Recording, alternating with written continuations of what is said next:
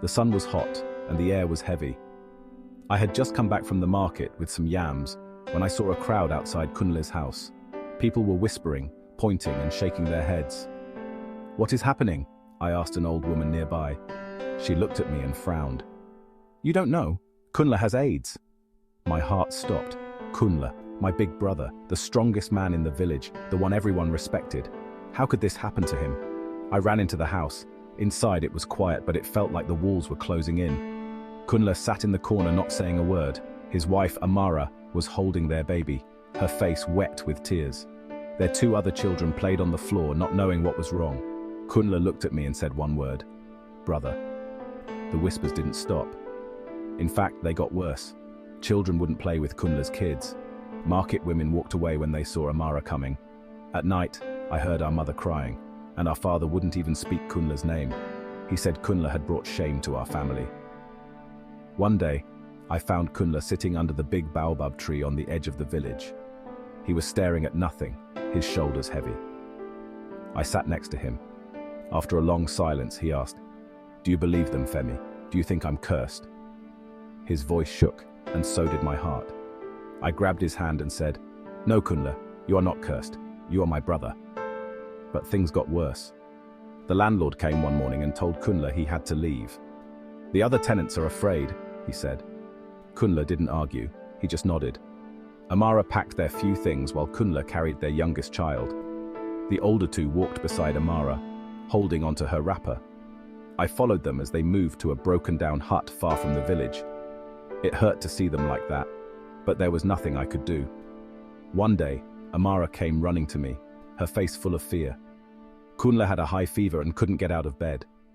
We took him to a clinic in the nearest town. At the clinic, I saw many others like Kunle. Some looked strong, others looked very sick, but they all had the same illness. The doctor gave Kunle medicine, and after some time he started to feel better. But in the village, nothing changed. People still avoided him. Some even spat when they heard his name. Amara, though, refused to give up. She went to the market and started talking to people. "HIV is not a curse," she said. "It's an illness. It can happen to anyone." Some people shouted at her, others called her names. But slowly some began to listen. A few women even started asking her questions about the illness. Time passed, and little things began to change. Kunle's oldest son, Tunde, made a new friend at school. The boy stood up for Tunde when the others teased him. Slowly, more children began to join their games. One day, I heard Tunde laugh. It was the first time in months. Kunle grew stronger too. The medicine worked. He started a small garden outside their new home with Amara. They planted tomatoes and peppers, and the children helped. One evening, I watched them as the sun went down. The sky was orange and the air was calm. Kunle looked at me and smiled. "Maybe I'm not cursed after all," he said. "No, Kunle," I said. "You're not cursed, you're living." Kunle's story taught me something important. Life can be hard, but it's about holding on and fighting through the pain. But Kunle's pain could have been avoided. So here's my advice. Always use protection. If you're going to have sex, use a condom.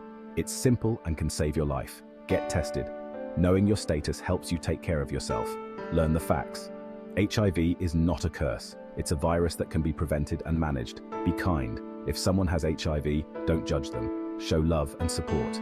HIV doesn't mean your life is over, but it's better to stay safe and protect yourself. Stay safe, friends. And remember Kunle's story.